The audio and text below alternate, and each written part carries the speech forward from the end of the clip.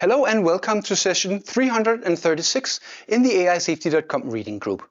Tonight we'll discuss the article Unless its governance changes, Anthropic is untrustworthy by Michael Salmon.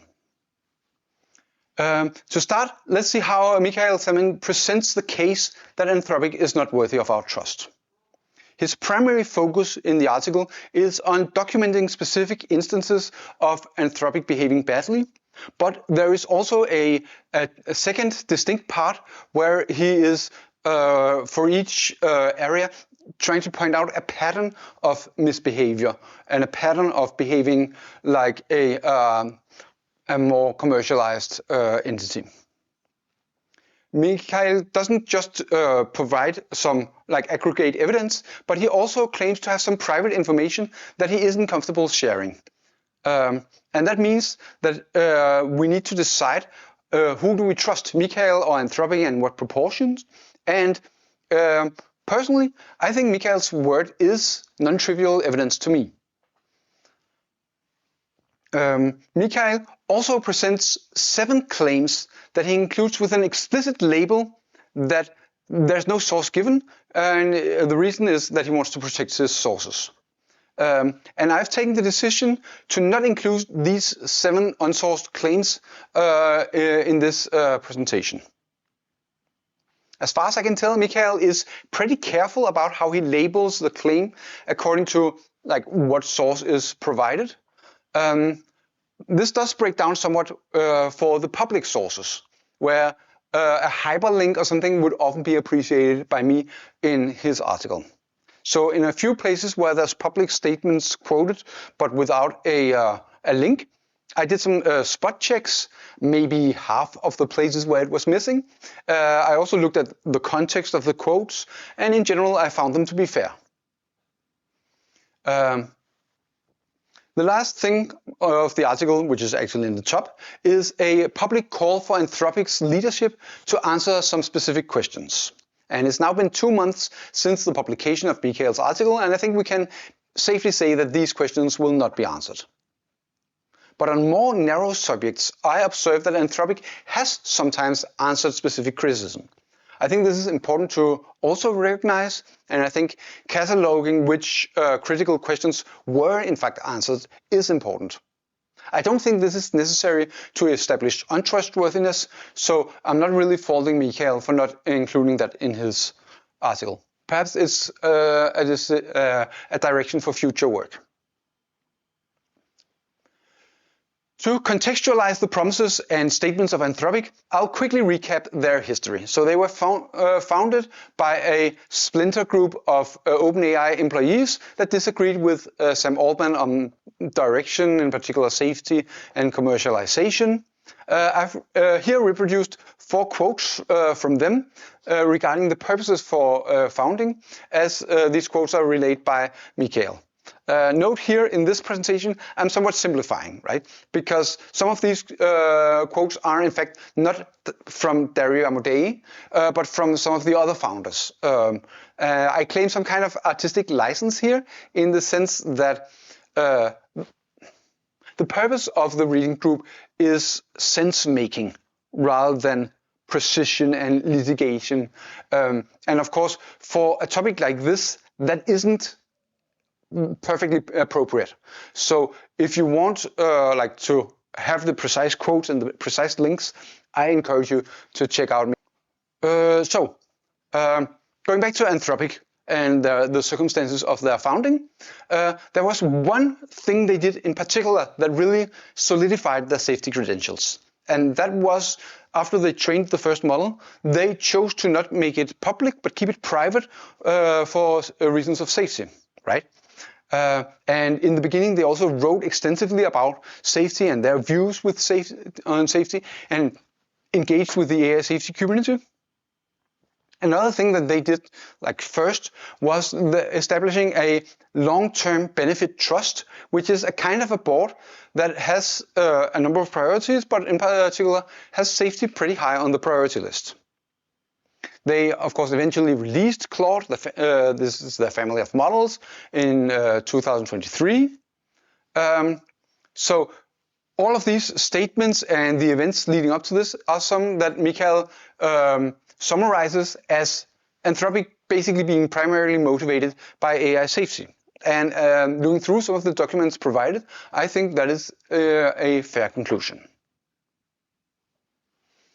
Right now, there is no doubt that Anthropic is really pushing the frontier of what AI can do. Let's see some of the evidence that Michael presents about whether they promised not to do this when they were founding.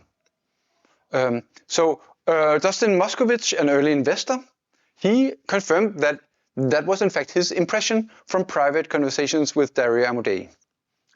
Gwen Brenwen, too, has come out with basically an identical story. I haven't really seen anyone call this into question, and Gwen even goes further and asserts that that was a view held by everyone. Like, that's obviously hyperbole, right? But here, Michael has uncovered that Nishad Singh also had this belief. And that's a thing that hasn't previously been reported. I think here the source that Michael is providing is somewhat questionable, but it's a bit confusing. Like, how do you protect the identity of that source? Because private conversation, that can only come from Nishad Singh, right? But Nishad Singh, he is in fact from FTX, and that's really, really important because FTX was by far the largest investor in Anthropic. If I recall correctly, it was something like they got $580 million, and the 500 of those were from FTX. Don't quote me on those numbers precisely. Another quote is Ivan Hubinger, who joined Anthropic in 2023. And back then, he voiced a very strong approval of the decision to not push the frontier. And so later, when Anthropic turned out to push the frontier, then he clarified that actually he didn't have the impression that they wouldn't do that later, back in 2023. And that isn't really a smoking gun, but there's something that feels sketchy here.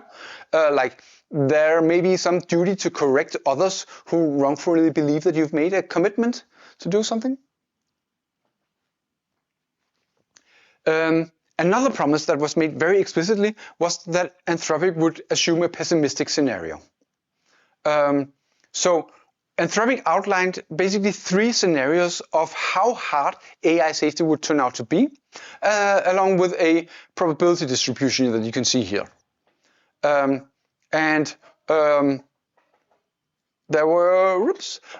was a really, really explicit promise by Anthropic that they would act as if they were like under the pessimistic assumption. And this graph that you're seeing here actually understates how much probability is on impossibility, because in the text that was really a strong focus on what they would assume. One promised conclusion from this was that it was a top priority to uncover if we were in fact in a pessimistic scenario. Anthropic did somewhat move on this. Like, they did some research on this, not overwhelmingly much, but they did some. Michael, however, is not satisfied. And he points to a number of actions that you would really, really expect from Anthropic if they were assuming the pessimistic scenario. First, a pessimistic Anthropic would take a lot of care to explain their views and explain when their appraisal of the strategic situation changed. Anthropic could also be expected to take some steps to make some kind of pause or a conditional pause or slowdown or coordination easier. And they would build some kind of guardrails to make these kind of commitments easier and ensure that the incentives in Anthropic and the leadership align with what is required for a pessimistic scenario. And finally, they would do some kind of proactive actions to ensure that we don't all die, basically. And they haven't done that, basically. But I'm not really sure I agree that much with Mikhail on this point. Because the problems that Michael correctly points out are in fact not alignment problems, right? They are problems with ensuring that Anthropic, the organization, stays aligned rather than the AIs they're building. And this is really important. Ensuring that the organization and the leadership stays aligned and stays cautious is really important. But that wasn't in fact the thing they were promising initially. So it's not really a direct violation of that promise. I mean, from this, you can't even conclude that they're not really still expecting a pessimistic scenario, even though I think they're not. What adjectives can we use about Anthropic and their governance structures? One problematic fact that Michael highlights is the fact that Anthropic pursued funding from non-democratic countries. It didn't end up working out, and there was some discussion about whether this was proper. The way Michael writes this is using the word Dario admits. But I actually checked the source, and it turned out to be from a leaked internal memo within Anthropic. So I think Michael is too nice to Anthropic in this case, because you can't really call it an admission if it's meant to be secret. Another thing was when Amazon invested in Anthropic, Dario made a pretty explicit promise that they wouldn't let Amazon affect their actions, but then later there are some examples, for instance, Anthropic lobbying on Amazon's behalf. I guess that is a minor display of untrustworthiness. Now, the long-term benefit trust. That's a really core and highly advertised part of the governance, but it appears really, really secretive. We don't know what are the terms and the actual powers and voting rights, and for a long time, even the members of this trust were secret. There were some people calling for them to reveal, and eventually they did cave to pressure. So we could see that there were some people who seemed to care about AI safety, but also a lot of people who seemed like they didn't care about AI safety very much. I think, if you look at the membership roster of that, there is not a strong focus on existential risk, to say the least. For my part, I have been unable to find a concrete example of this board long-term benefit trust ever really doing anything. And I think that is a pretty big warning sign if a board has never done anything. In particular, there was the OpenAI boardroom drama. And I think if there is some kind of board then that has some real power, then they ought to take some kind of externally visible action or something like that if they are capable of that. So I am very much in doubt about whether this is in fact a powerless board.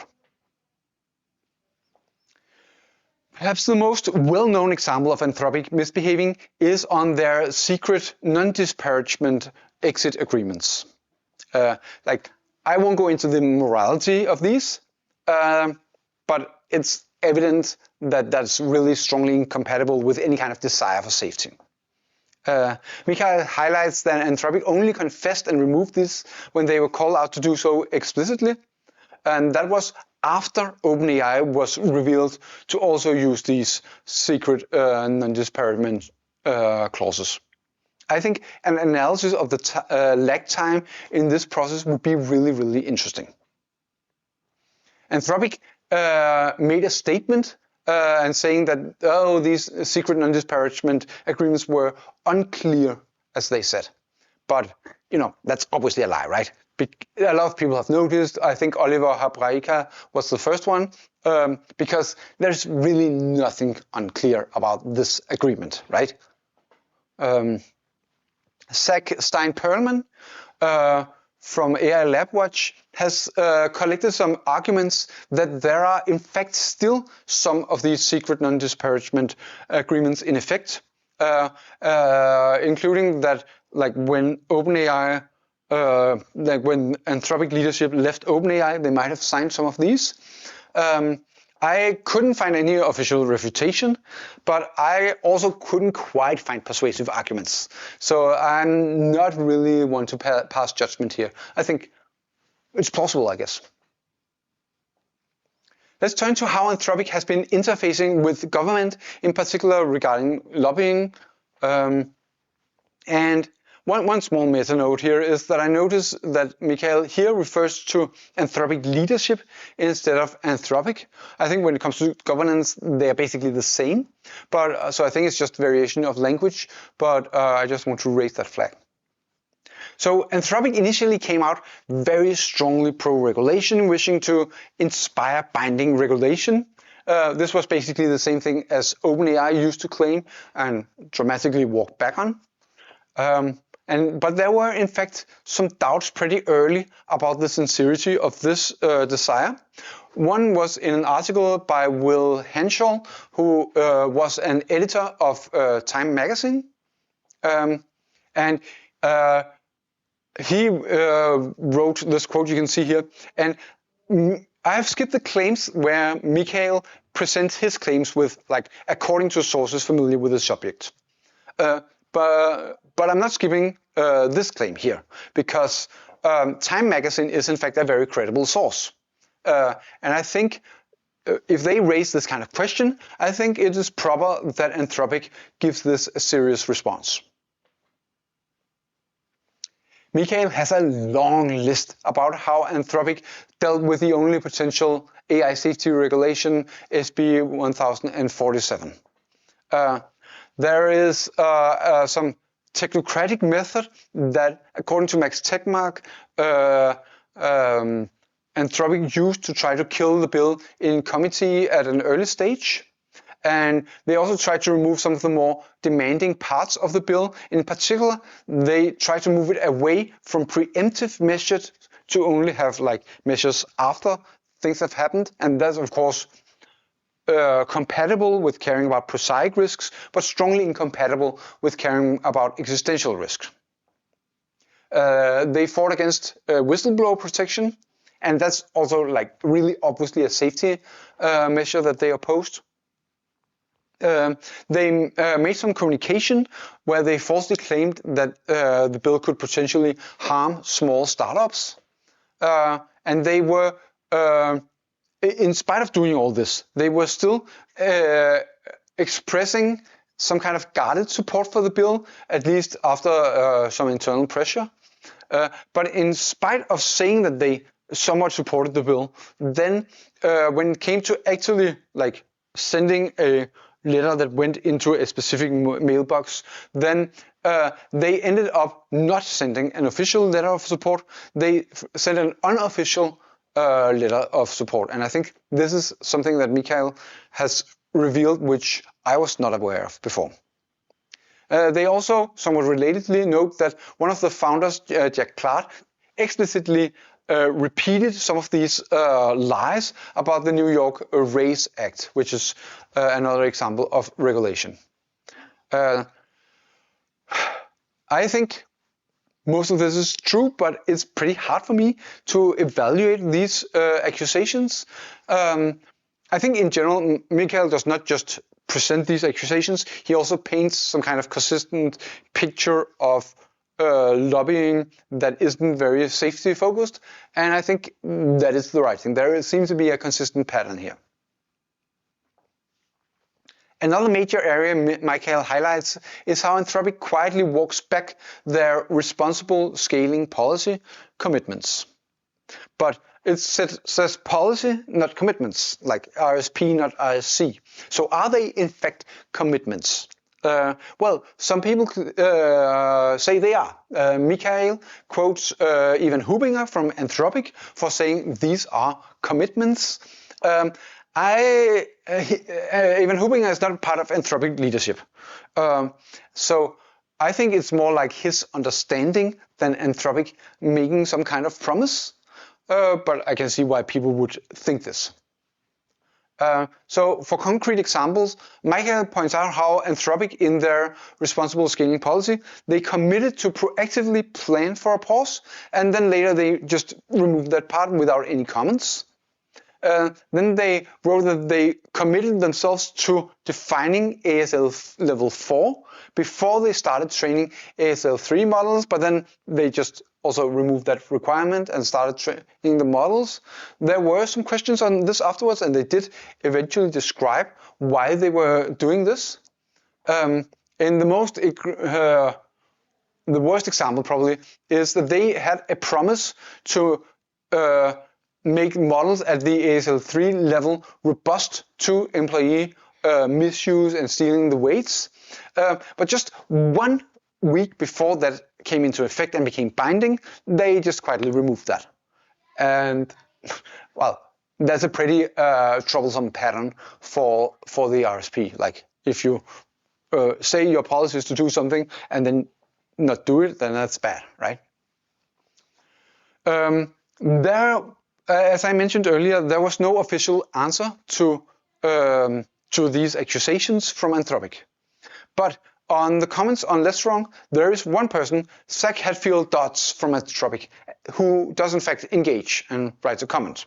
He really clearly does not appreciate Mikhail's work. I can see like there is so much criticism, and Mikhail also has both these are the concrete facts, and this is like spinning it into a narrative. But I think Zach really does not like that there's this much criticism, because there was a different but more narrow thread also on Less Wrong on some of Anthropic's more problematic behavior just 3 months before. And I'm somewhat sympathetic if Zach feels that there is too much of this, because he is in fact the only person on Anthropic that seems to be willing to engage with this kind of criticism. So everything falls to him, and that's sad, right? But Zach's primary defense isn't to engage with the criticism, but claiming that Anthropic are doing some positive things that outweigh the bad things. And he uses an argument from social proof, but I think it falls pretty short in this context. Like the people that he talks with, well, that may be mostly Anthropic employees, and of course they would believe that, right? Zach goes even further and claims that people at Miri shares the belief that Anthropic is net positive. I think I would roll to disbelieve that statement. There's a lot of comments in Less Wrong to this, people asking like who at Miri believes this, and Zach chooses not to answer that question or elaborate. Like Mikhail, Zach also claims to have non-public information that makes him believe more in Anthropic's positive impact and trustworthiness. I don't really think that like greater belief in the impact doesn't really counter the accusations of untrustworthiness, because you can't really make strong statements about the expected impact of Anthropic if they are like untrustworthy. I'm also somewhat skeptical of the strength of the evidence, because sure, Zach may have private knowledge of Anthropic not breaking some particular promises, and I agree that's weak evidence, but you know, in general, it's very easy to, it's pretty hard to find strong evidence of trustworthiness, where it's much easier to find concrete examples of untrustworthiness. There's some more general musings in Zach's reply about how to evaluate counterfactual impacts, but there's very little engagement with Mikhail's specific claims.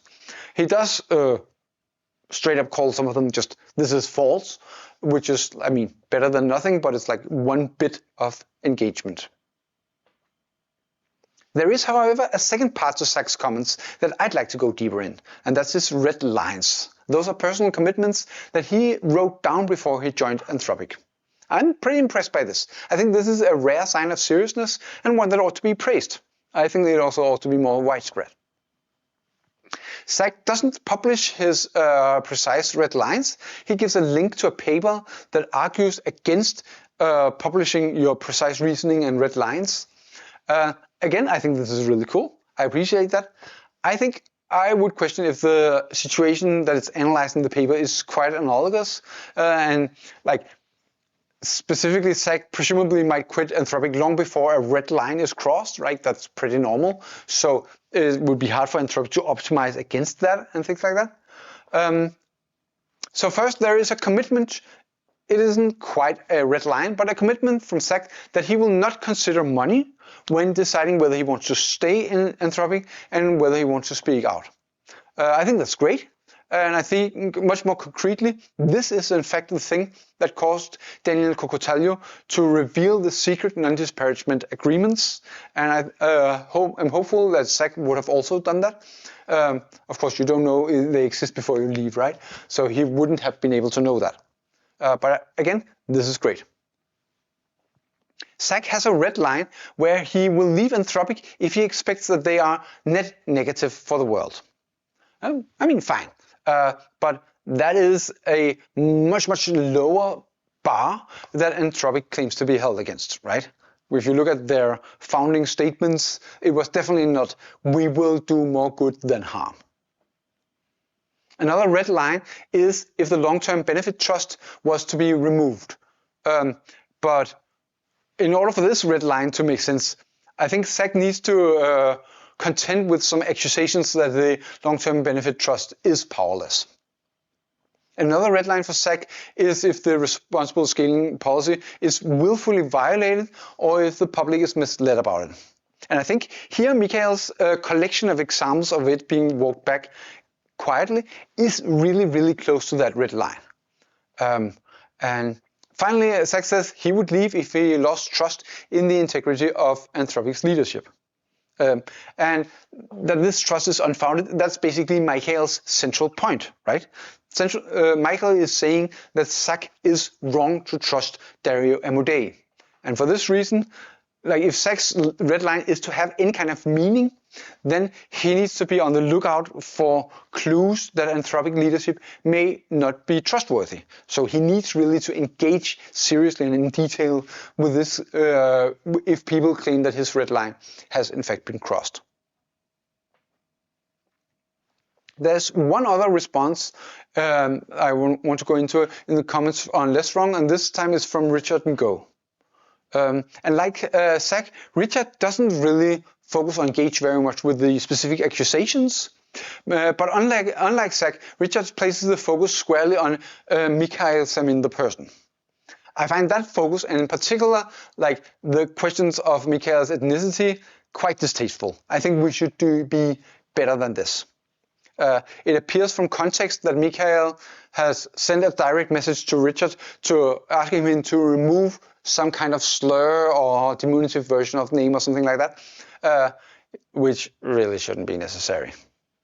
There's a sense here in that Mikhail, in his article, attacks Dario Amodei. Like, that's kind of an ad hominem. I reject that symmetry. I think that the trustworthiness of Anthropic's leadership is objectively important, and it will.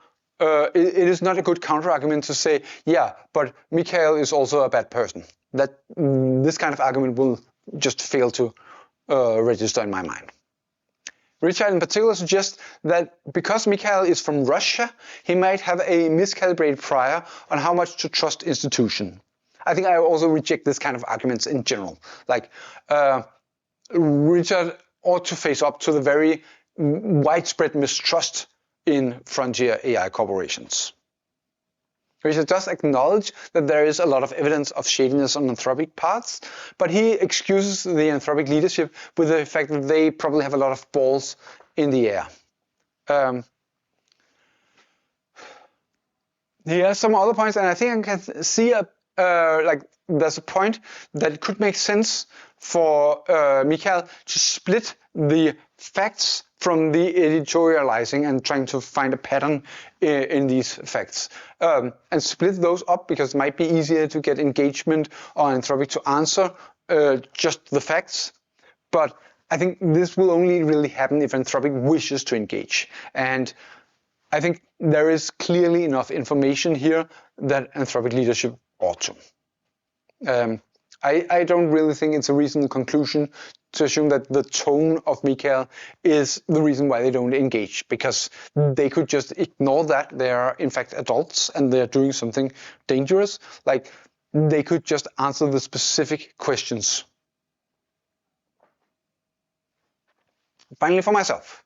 Like historically, I was reading about Anthropic and listening to their promises when Anthropic was founded. And so I would like to also share my personal recollection of what they promised. Because first and foremost, from what I read when they remember reading when they were founded, was that there was a serious acknowledgement and engagement with the topic of existential risk. But there was also a strong secondary focus on biosafety, hacking, other more prosaic risks. And the long-term benefit trust was a central part of the like a third pillar, which was somewhat an equitable sharing of benefits. For myself, back like 2001, 2021, 22, 23, I mostly listened to what was said about existential risk, because in my view, that's way more relevant and much more uncertain, and like, who cares about sharing the benefits if we're all gonna die, right? So I distinctly recall I was trying to like zone out all the talk about prosaic risks and benefits, because I saw them negatively basically as distractions. But Michael kind of have updated me on an important point here, because if Anthropic walks back all the small promises on prosaic risks and the trust, then the large promises on that they care about existential risks are worth much less. In my reading and understanding, Anthropic initially has pausing as the primary method for reducing existential risks. They did also promise to do a lot of safety research, both concrete and abstract, and also particularly by not releasing the early models, they also seem to imply some kind of promise of not making the AI race worse. Again, I thought that pausing was the central thing. I wouldn't go so far as to call research and coordination distraction, right? But the pausing was central to me. And again, Michael, in his text, he doesn't focus very much on Anthropic's research. That's the thing that I do, and I care much more about. And I will definitely like give an overall summary judgment that Anthropic's research has been substantially below expectation. And again, I can see this fit into a pattern. Like this lack of research and no support for coordination, that is kind of evidence of untrustworthiness and kind of a sign that they may not care very much about pausing. But this is kind of missing the point for me personally, because since Anthropic was founded, I've been highly skeptical of all these promises, basically. I have always considered Anthropic untrustworthy, and basically if they had never done any of the bad things that Michael presents, I would not have trusted them either, right?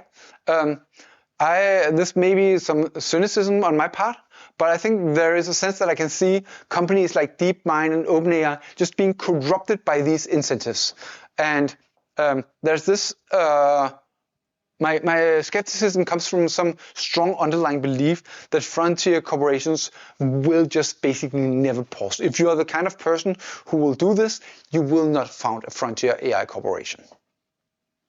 And so I think Michael's work is valuable, not because it updates me very much, but it does provide legible evidence for others about the trustworthiness of Anthropic.